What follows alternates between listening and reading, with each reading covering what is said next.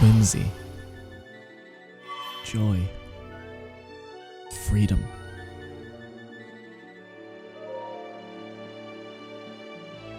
Fun. And yet, undeniable sadness. Nintendo and tragedy go hand in hand more often than you might think.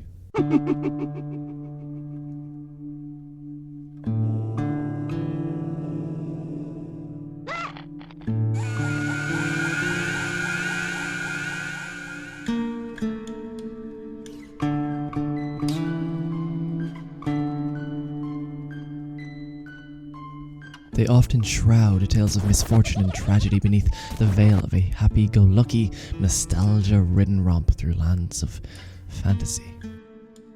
I often wonder whether their image as the Disney of video games places shackles on their creativity. Never can there ever be a game with a Last of Us adjacent tone. I wish they were different. Produced by Nintendo. Restrictions, however, breed creativity. And contrary to what you might have been told, the tapestry of story Nintendo weaves is complex, touching, and often tragic.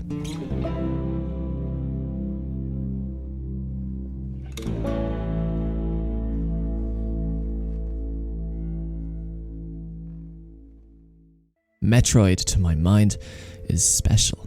Not because it's fun, an entertaining series of games. Their entertainment value on a scientific, graded level doesn't come close to rivaling the greatest the medium has to offer. They are certainly fun, but not in a manner that makes them special. You might be thinking then that it is the atmosphere that compels me. No. Certainly the atmosphere of Metroid is compelling. You know the feeling yourself, hairs standing on end, leaning forwards, breath held. The excellent soundtracks, the stellar visual design, and their intrinsic interweaving with fear all combine to create experiences that are positively dripping with atmosphere. Yes, they are atmospheric, but that on its own does not make Metroid special to me. You might posit that on a scholarly level I appreciate the genius design. But no, that is not what I love. That is not what makes Metroid special. There is great satisfaction to the meticulously designed and refined progression system. Every Metroid bar none is a masterclass in video game design, but that does not make Metroid special. They, among other things, make Metroid excellent. Yes, makes it a cornerstone of the medium, certainly a series to be studied by budding designers for sure, but not special. But what is then special?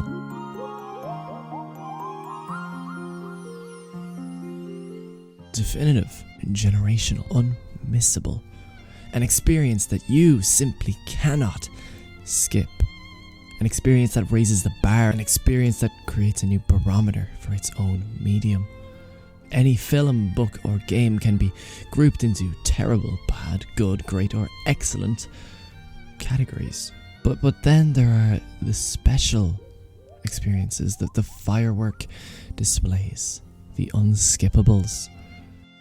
Many disagree with me, saying that such a grading method lacks scientific, objective, factual evidence, that it is too intangible. Good.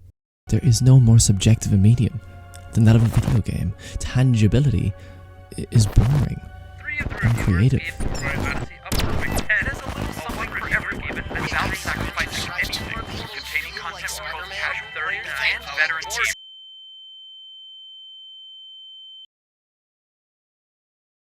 You cannot scientifically define something undefinable. It is infinitely more interesting to grasp the intangibles, how fiction will make you feel.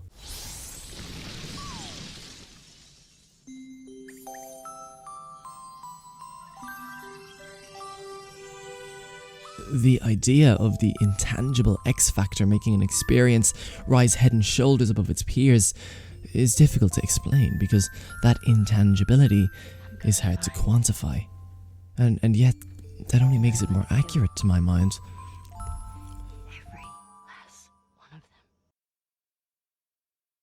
More often than not, what makes a video game specifically special, a fireworks show, is how it manages to merge revolutionary, definitive strengths in perfect congruence.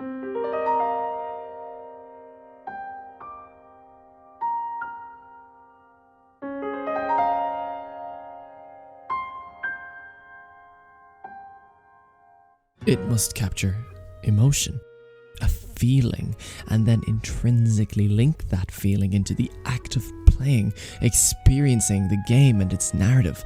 For a popular example, take The Legend of Zelda Breath of the Wild. Breath of the Wild is the quintessential, definitive exploration video game. One day I will speak in detail as to why this is, but briefly, Breath of the Wild doesn't tell, show, or explicitly declare what you must or can do. Rather, it subliminally molds your intuition to follow its logic and then nudges you along. Breath of the Wild revolutionizes non-linear storytelling. Many bemoan Breath of the Wild's lackluster story, but I heavily disagree. The story isn't bad, rather, it's unconventional. The fact of the matter is that all the best stories are told in linear formats.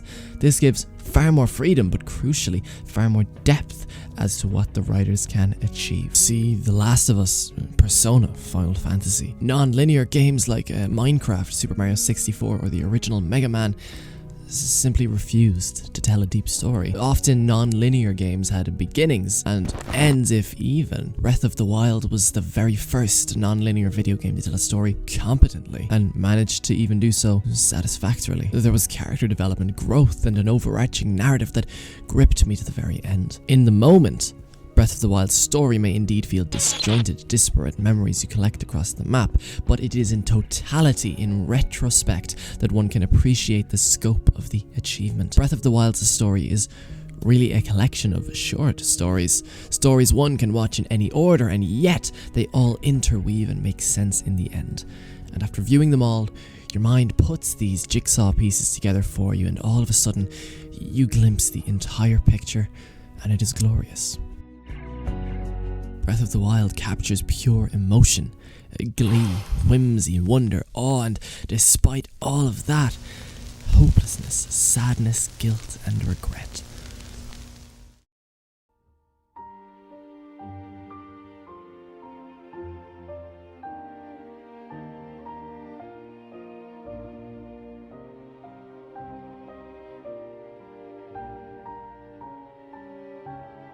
Hopelessness, knowing your challenge is insurmountable, as so many warn you that it is. Sadness to see what the world has regressed into, with Castletown and many other landmarks reduced to ash. Guilt at your failure to fulfill your destiny 100 years before. Regret that you couldn't save the one person you were supposed to.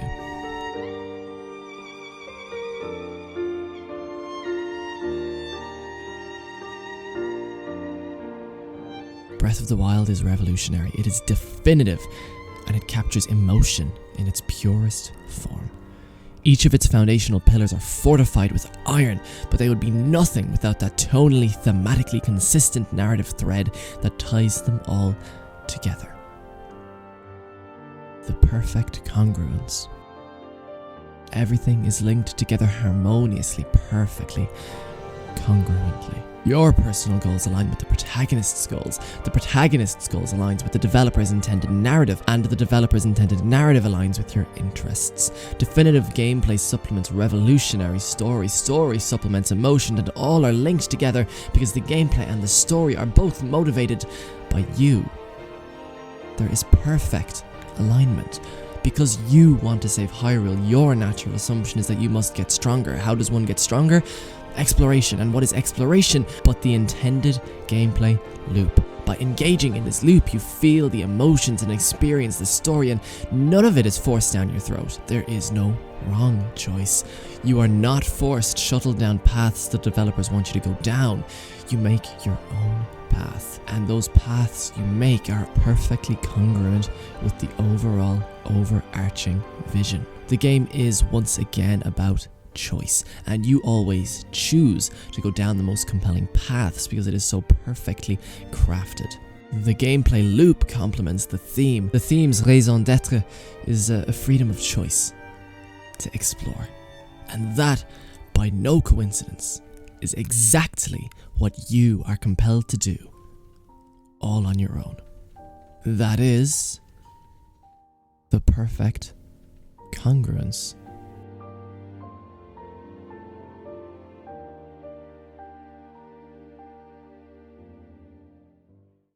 So we know what is special, and we understand what is the perfect congruence.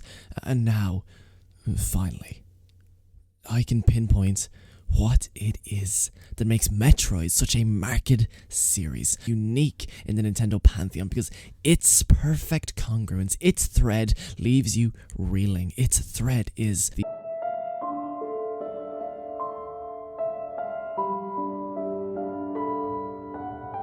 I've often wondered what then makes a Metroid so special, and after going through Dread, one specific line found itself swimming around my consciousness again and again.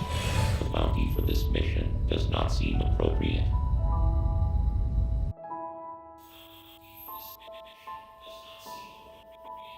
This line felt significant, and in retrospect, it is the key to why Metroid is so special, so tragic.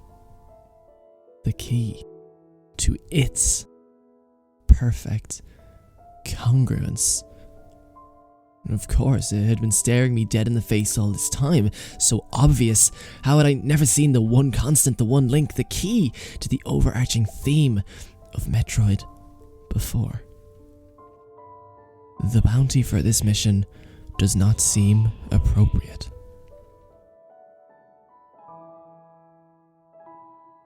That specific line from Adam, Samus's AI companion, would come to find itself buzzing around the forefront of my mind, living rent-free for months.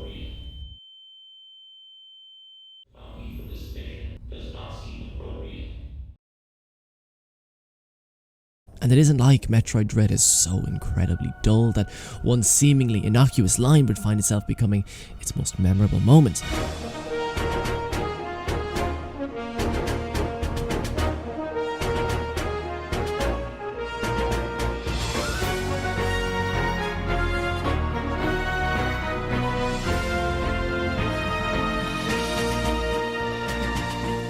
Metroid Dread is full of outstanding moments. You have the return of a long-standing nemesis. There is the greatest twist a Metroid game, hell, a Nintendo game has ever had. There are the lore developments and that epic, grand, hair-raising finale. But it is that line from Adam, only the second spoken line in the entire game. It is that moment that most affected me. The moment that stayed with me. The moment that touched me most, not just in Dread, but the series as a whole. The bounty for this mission does not seem appropriate. Most video games end when I turn off the monitor. Likewise with films, books, and television shows. Occasionally, however, there will be one of those aforementioned firework experiences, a special story perhaps, that manages to attach itself to my mind irreversibly. I found myself walking the dog or going to the gym, going for a run, waiting for the bus and thinking about that line. Because it meant and means so much more than you think it does. Yes, in the end of the day, its meaning is somewhat straightforward. The lack of monetary reward means there is extrinsic obligation and responsibility. And there is something familiar about that very concept of obligation, of responsibility, in relation to Metroid, specifically to Samus Aran. Because that line is the final jigsaw piece, the line that connects the dots, the ultimate declaration that Metroid has been and always will be Nintendo's most compelling narrative. The story of Samus Aran and the Metroid Saga is more than just a story about a bounty hunter. It is more than a space epic. For a series where most of the characters are alien, there are few series in the video game interactive medium that are more depressingly human than Metroid.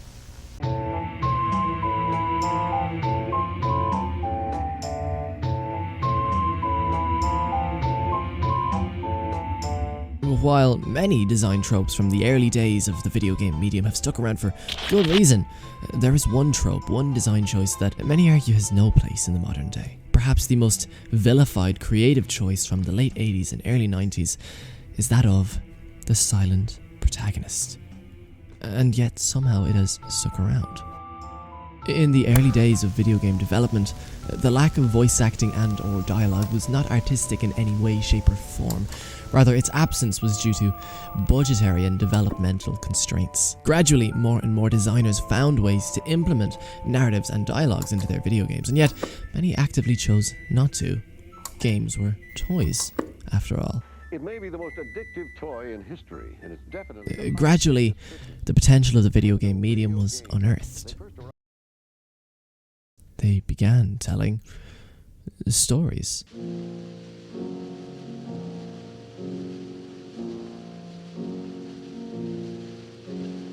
And yet so many developers and designers chose their protagonists to remain voiceless, or at least speak in mumbles or brief declarations. This was artistic. A video game protagonist holds more weight and purpose than that of a film protagonist. A video game protagonist isn't just a character, they are a vessel for the player to enter into an alternate world. Many believed the best way to do this, to stop any breaking of immersion, was for the character to remain voiceless, to be devoid of personality. How strictly any budding designer adheres to this protocol depends on a case-by-case basis. Super Mario has no personality, Link has the minimum requirements of a personality, and Pit from Kid Icarus is overtly charismatic, constantly talking, joking, and vocalizing his thoughts. My favourite protagonist, 2018's Red Dead Redemption 2's Arthur Morgan, strikes the perfect balance for me. You best stick to them books, because mark my words on this. Vengeance is an idiot's game. He has a backstory, a personality, and a distinct way of life. His path is linear. He starts the narrative in one mind and ends in another, and yet, you as the player get to shape that journey. The start is always the same, and the destination is always the same, and you make the same journey every time, but only in broad strokes. Thank you. You get to make choices along the way. Do you spare the folk on the train you robbed? Do you suck the venom out of a poor man's knee? It's not even as simple as, do you do the good guy thing or the bad guy thing?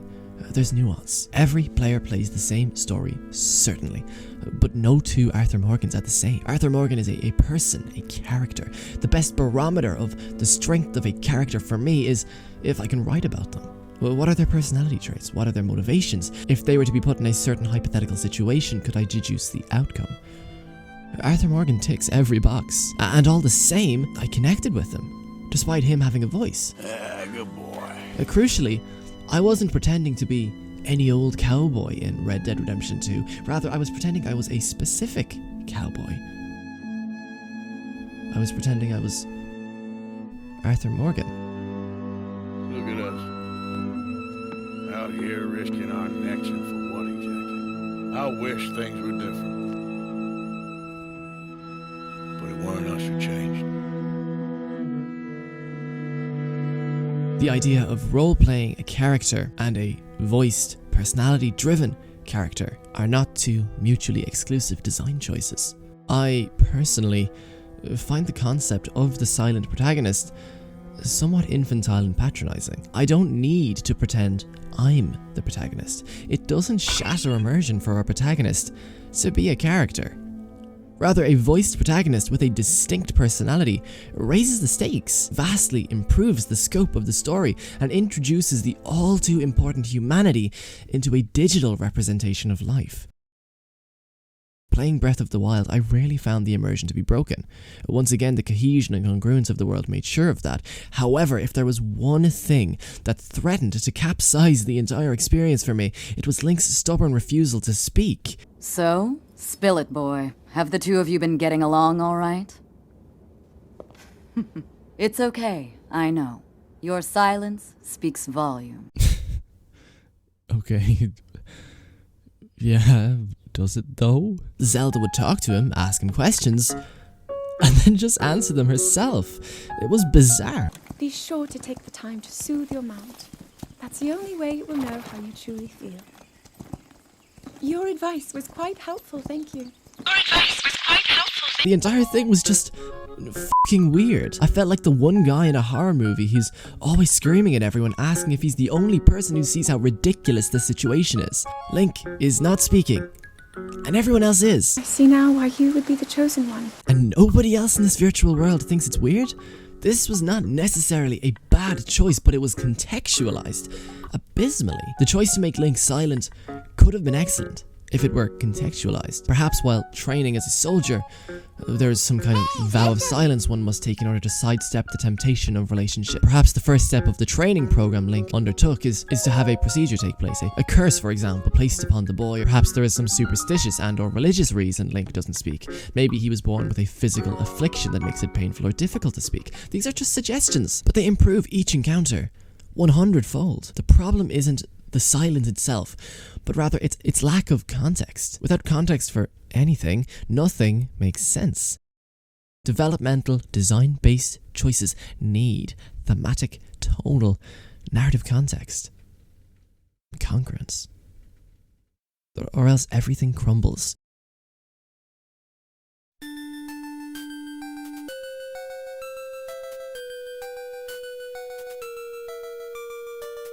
Samus Aran of Metroid is a silent protagonist, yet she is one of the greatest protagonists in the medium. How so? Well, Samus Aran is the Link formula done correctly.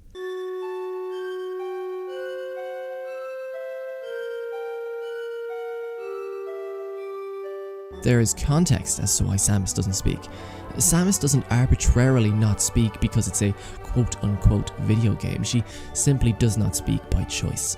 Samus has spent much of her life alone. She almost exclusively works solo. She lost her parents at a young age and trusts very few people, and even fewer with friendship. Why would Samus talk if she has nobody to talk to? And when she does have someone to talk to, she chooses not to speak much. Why? Because she doesn't trust. She is stoic.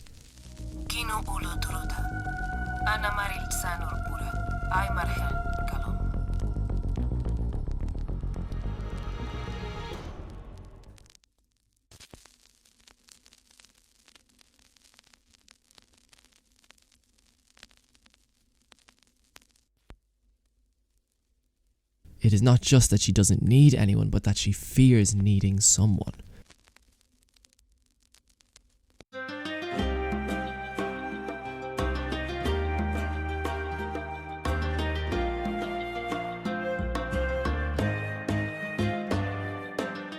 As humans, we are often uneasy with what feels unknown, and for Samus, it is not the hunt that keeps her on edge, rather the idea that there are people out there who would not in a heartbeat turn on her as so many others have. It is simply not worth the risk. In Metroid Dread, she has one spoken line. Quiet Robe, a Chozo, is detailing the malicious scheme the antagonist, Raven's Beak, has. Instead of just doing a Link and nodding, Samus answers in the Chozo dialect. What's more, Samus, unlike Link, actually doesn't even need to speak here. Samus's body language is remarkably easy to understand. Throughout the years, even going back to the 16-bit era of the Super Nintendo, her motivations have always been easy to understand because of how well her animations transmit her innermost thoughts. Samus is the perfect silent protagonist in that she is not silent for the sake of it. She speaks a lot, granted mostly via invisible words. She is not silent because, well, it's a video game. No, she is silent because that fits in with her insecurities, her fears, her personality. Her silence is perfectly congruent.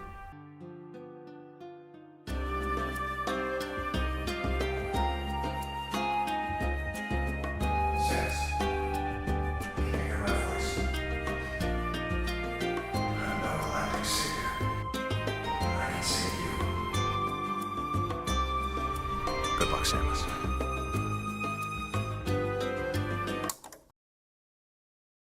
Much of the Metroid Saga, in reference to Samus specifically, is up to interpretation. It is perhaps what has made me fall in love with the wide sweeping space opera where so many other attempts from others have fallen flat. On the surface, the story of the Metroid Saga is simple, straightforward, and shallow. That subtlety extends extends to much of the story as well. There isn't a lot to it. Traditional Metroid fashion, the story isn't a major focus, acting as more of a backdrop to the gameplay. The bounty hunter, the single most badass characters in gaming. Enough.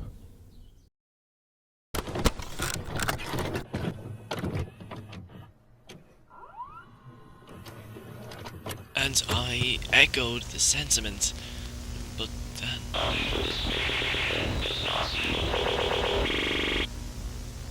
And I realized that I, like everyone else in the Metroid universe, had fallen for this facade. The story of Samus Aran is not that of a superhuman. It is the story of someone who must be. For fear of what happens if they weren't. However, it is true that at a glance, the story may seem simple. An advanced race now going extinct created a bioweapon called the Metroid to combat the apex predator, the X-Parasite. Many different factions will try to use these creatures, their powers, their weapons to seize control over the solar system. It is up to Samus Aran, the bounty hunter, to repeatedly thwart these plans. It's very Saturday morning cartoon. However, much like a Metroid game structure itself, what you see on the surface is not representative of how deep, how rotten, how terrifyingly vast the rest represents. Upon closer inspection, some intuition and a little conjecture, the entire narrative, the characters and the overarching theme shifts dramatically. Metroid on the surface is a series about shooting aliens in space to stop the bad guys from ruling the world. Looking deeper, Metroid weaves the tragic tale of a galaxy doomed to fall by the very nature of its inhabitants. It is about inevitable self-destruction at the hands of the perceived innovation. It is a story about consistent, inevitable failure because the acts of the many always outweigh the acts of the few. It is the saga detailing the exploits of one bounty hunter swimming against the tide for all eternity, relentlessly pushing ahead, because if she doesn't, nobody else will. And not just that, but if she didn't, who else would she be? And where better to start than with that, with the complex character of Samus Aran. A character who is more than what many declare somewhat shallowly as the embodiment of kick-ass.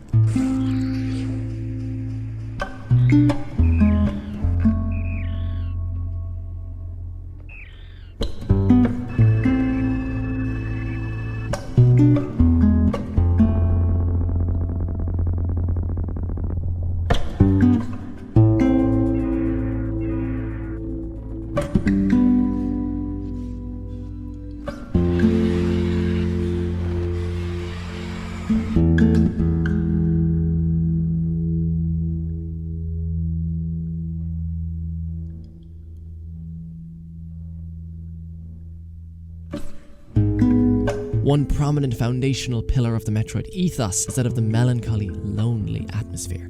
It is crucial for a Metroid to evoke feelings of loneliness. It is simply the franchise's DNA. And as obvious as this may sound, this loneliness is not just the developers saying, okay, let's make the players feel alone on this planet, because that's a powerful feeling. No, unlike in Zelda, the design choice is interwoven into the narrative with context.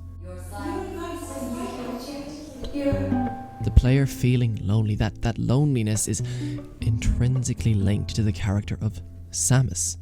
It isn't as if Samus hangs out with her mates at the weekends and then goes solo lonely mode when she's at work. That would not be consistent. Or rather, Samus as a character seemingly relishes loneliness because it is easier to only trust oneself than it is to be vulnerable and allow yourself to trust others.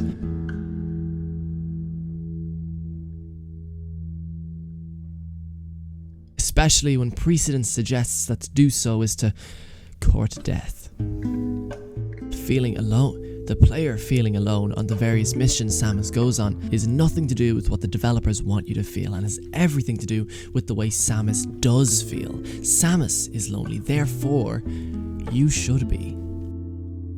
The series never explicitly dives into the psyche of its protagonist, but they don't hold information back either. For those unaware of the greater backstory of Samus Aran, I will remain brief. Samus grew up repressing, trying to forget the death of her parents, instead focusing on training from a young age. She grew up around the ancient Chozo race without any human contact. Eventually she would join the Federation, but she would leave after some time after her commander, who she saw as a confidant and a friend, sacrificed the life of his own brother for the quote-unquote greater good.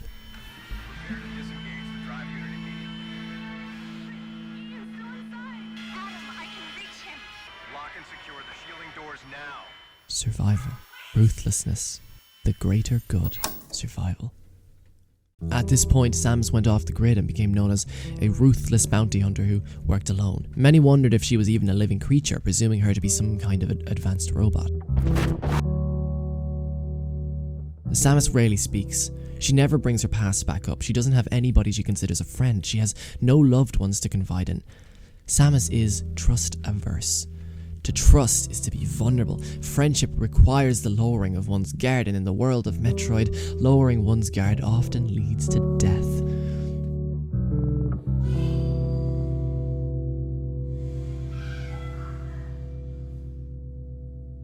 For context, via the manga, Samus apparently approached Ridley, her eventual arch-nemesis, as a child when the space pirates invaded her home planet. She asked whether the leader cared to make friends with her. Ridley proceeded to attack the child, but Samus's mother sacrificed her life to save her. Trust is to risk. Trust is to betray.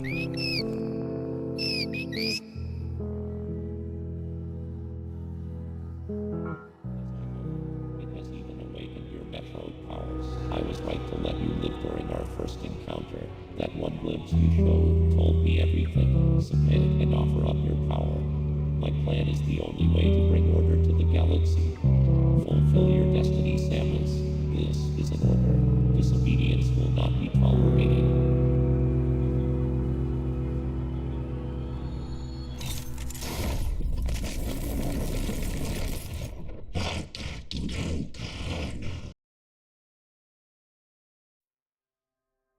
In Metroid Dread, Samus once again lets her guard down and blindly trusts. She listens to her AI companion Adam only to be betrayed, very nearly costing her her own life, and as a result, putting the entire galaxy in jeopardy. In Metroid 2, in much the same way, Samus nearly puts the entire galaxy at risk again by not eliminating the final Metroid, the baby Metroid.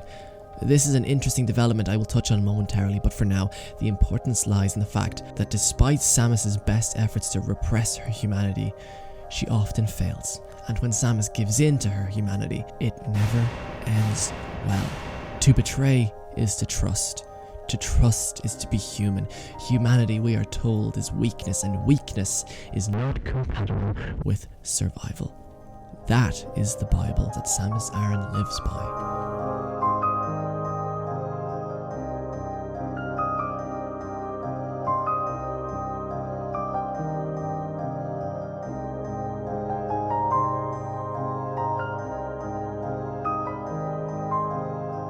Samus's loneliness can be attributed to terrible misfortune.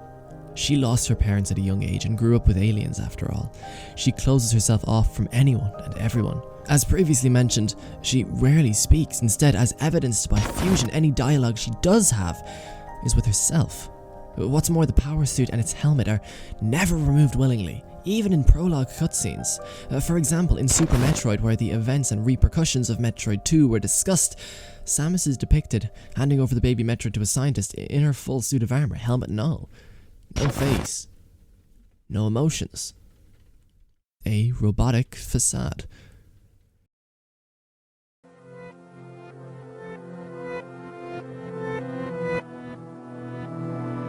Certainly there might just be some excellent cushioning and insulation in the suit, but it is common social courtesy not to wear a mask or disguise when conversing. It robs any interaction of the human element that is so important in any relationship. But of course, the human element is irrelevant to Samus. Seemingly, social courtesy doesn't matter. Being human, emotive, empathic is difficult, unfamiliar, and crucially unrewarding. It's easier to be consumed by the mission and the simplicity of, he's the bad guy, he must die. Because to slow down and take a look at how the world actually is, eats away at the soul. Because grey is so depressingly difficult to diagnose.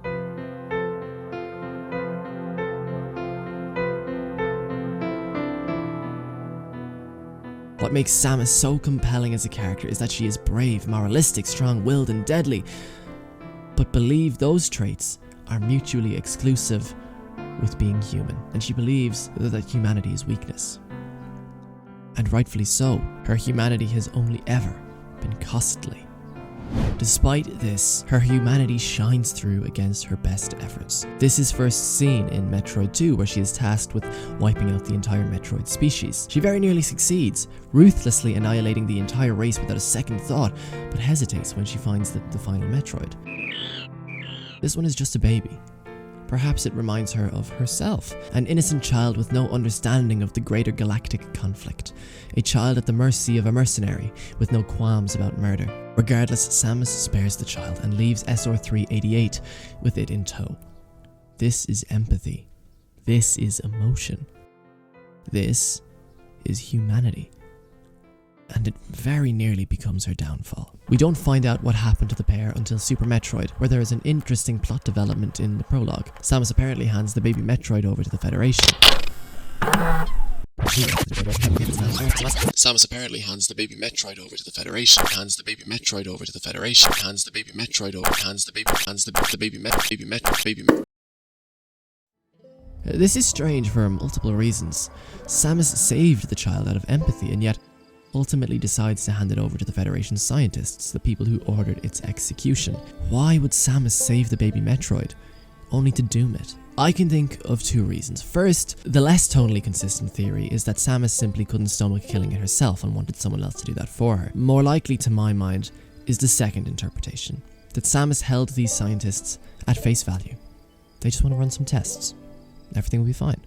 The space pirates are bad. The Federation are good. Black and white, because greyness is overwhelming, and robots don't operate within the bounds of greyness, only humans do. The world depicted in the Metroid Saga has made naivety mandatory. The world is so incredibly depressingly grey that the only way for someone to cope is to choose to exclusively operate in blacks and whites. Samus never questions her Zero mission, because the space pirates are the bad guys and the Federation are the good guys.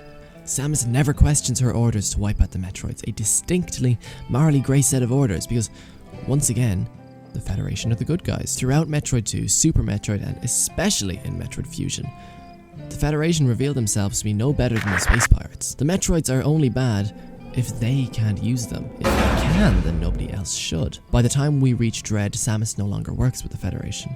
The slow reveal that the Federation are no better than the space pirates is masterful, and it beggars belief. Why didn't Samus, or us for that matter, notice if all the signs were there? Well, it's because we did notice. Much like Samus, we just didn't want to. Like how Samus focused her mind solely on keeping emotions out of her business, we just wanted to play and beat a video game. We did not want to concern ourselves with the moral implications of our actions or who we were working for. This was just a game, just a mission. In a metatextual sense, the politics of Metroid have evolved alongside the medium as a whole. In the 80s and 90s, games were purely for fun. Players were not expected to think twice. And as time went on, folks started thinking more about their actions in games, about narratives, themes, and stories. The further along we go in the Metroid timeline, as the games go from 8-bit to black and white to 16-bit and onward, the more we are forced to engage in the politics, examining the moral implications of our actions. As games became more complex, more thought-provoking, Metroid did too, asking us to think about the implications of our actions. It is also interesting, though most certainly coincidental, that Metroid 2, the game where Samus most often relies on her black and white perspective on a morally dubious mission, is itself in black and white. The next, where she is forced to reckon with her actions, features a full spectrum of colours. Okay, it's entirely coincidental, no doubt, but it's an interesting metatextual angle, for sure. Meta. In real-life politics, Great supine protoplasmic invertebrate jellies. People rarely swap from one wing to another because of the psychological factionalism we are all prone to. To swap sides feels like admitting you were wrong, and the longer one goes without switching, the less one is likely to. The weight of that decision is overbearing, and even the suggestion that you might have placed trust in the wrong party is horrifying. It's simpler to be naive, to ignore, to see things in black and white.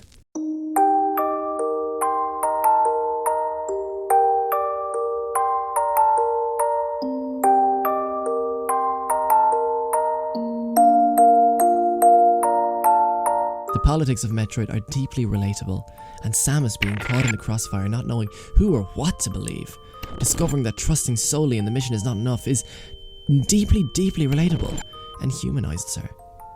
Samus spends much of the saga as a moralistic beacon. They are the bad guys, they must be stopped. Because to be any less moralistic is to see the world as it is, a world where there are no good guys or bad guys, there are just people. And these people have agendas. Exactly like how it is easier simply not to trust to cut oneself off, it is easier to see the world through a black and white lens. One would not blame Samus for wanting to retire. Her mission is so needlessly complex, so political, so hopeless. But if Samus were to ever stop, to retire, what would she have?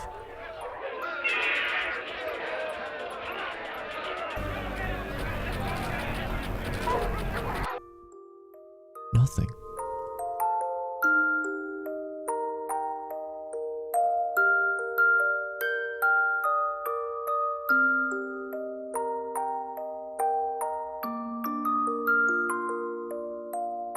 Ever since childhood, she wanted revenge against Ridley. As soon as they could, the Chozo trained her as a warrior. The moment Samus was ready, she fought for the Galactic Federation, and after she lost faith in her commanding officer, she struck off on her own. All she has is this mission. This doomed, hopeless, never-ending, self-perpetuating mission. And if you dedicate your life to something, if you are the best at what you do, and then if you stop doing that, you are opening yourself up to self-judgment and crippling, never-ending, relentless guilt. Guilt because of failure. You did not succeed. You dedicated your life to the mission. And you failed. To retire is to give up. To give up is to fail. And to fail is to be.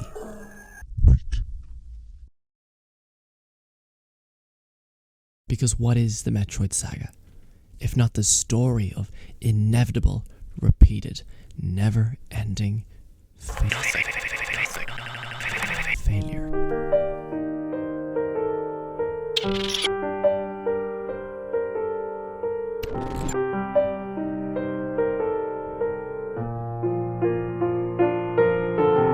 Regardless of Samus's intentions, regardless of her dedication to the mission, someone or something always cancels out her achievement. Each supposed victory becomes a crippling failure. Warning, no entry without authorization.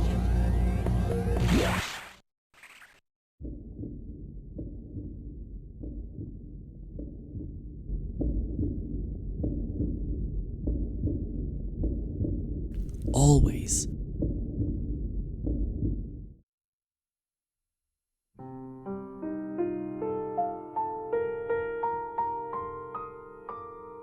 In Zero Mission, Samus demolishes the Space Pirates' base of operations. By the time Samus returns to the planet in Super Metroid, the base has been rebuilt and the pirates are stronger than ever, now trying to breed their own supply of Metroid bioweapons. This only happened because she was unknowingly acquiring a cataclysmic weapon for the Federation. The Space Pirates capitalized. In Metroid 2, Samus eliminates all the Metroids but one, trusting the Federation with the final baby Metroid. In Super Metroid, the baby Metroid is stolen by the Space Pirates and is cloned for their own benefit.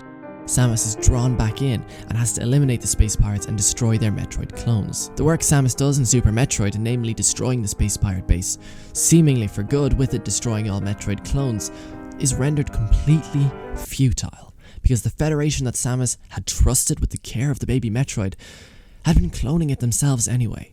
While she was distracted cleaning up the Federation's mess, the Federation were putting in place their own malevolent plan for galactic domination, a plan making any space pirate scheme look infantile in comparison. Samus was used as a pawn. They used Samus's work, the work she did in good faith, and created a threat to the galaxy the likes of which she had never faced before. In Fusion, Samus accidentally discovers this while investigating an X-Parasite disturbance. She ultimately decides that as long as there are any Metroids or any X-Parasites, there will be people who try to use them for their own selfish purposes. She activates the self-destruct protocol on the planet, seemingly destroying all Metroids and X-Parasites. The space pirates have been thwarted. The Federation have been thwarted. The threat to the galaxy is eliminated.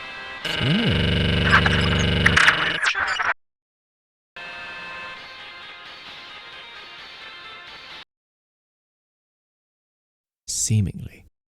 Naivety renders Samus blind, perhaps, to the fact that where there is land to conquer, there will no doubt be conquerors. And while she was being played as a pawn by the Federation and the Space Pirates, her greatest adversary yet would continue to rise in the shadows, waiting for the perfect opportunity to strike. In Metroid Dread, Samus learns via telecommunication that she didn't destroy all the X-Parasites. She is lured to planet ZDR by one of the few remaining Chozos who she learns wishes to clone an army of Metroids. But why lure Samus, the greatest threat to any malevolent entity? Well, to once again manipulate her sense of responsibility, to use her once again as a pawn.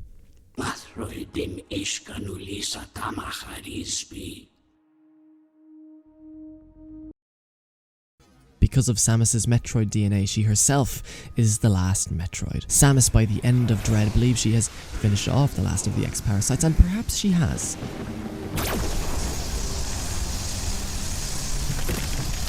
But she can never eliminate the Metroids, because she remains herself the last surviving Metroid. And in a Shakespearean conundrum, to eliminate the Metroids would be to eliminate herself, taking away the galaxy's greatest protector, dooming the entire solar system. But to live would be to knowingly put the galaxy in danger, and thus the black and white lens is shattered. Hey, listen! Patterns show that every time Samus believes her mission was a success, somebody or something else swoops in and cancels it out, capitalizing on her naivety, her sense of responsibility, her black and white approach.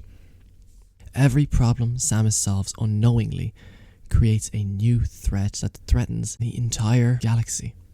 And of course, it is up to her to neutralize that threat. And the cycle perpetuates itself. It is a tireless fight against the unstoppable tide that is human nature. The opportunistic lack of regard from egotistical, self-centered, self-obsessed wannabe tyrants. Failure is inevitable, because no matter how successful you are, the wants of the many outweigh the work of the few. Samus takes one step forward, and the entire world takes 2 steps back. It is an undeniably tragic existence, which neatly brings us right back around to Adam's first line, the second spoken line in Metroid Dread. The bounty for this mission does not seem appropriate. That doesn't matter. Because if Samus doesn't go to ZDR,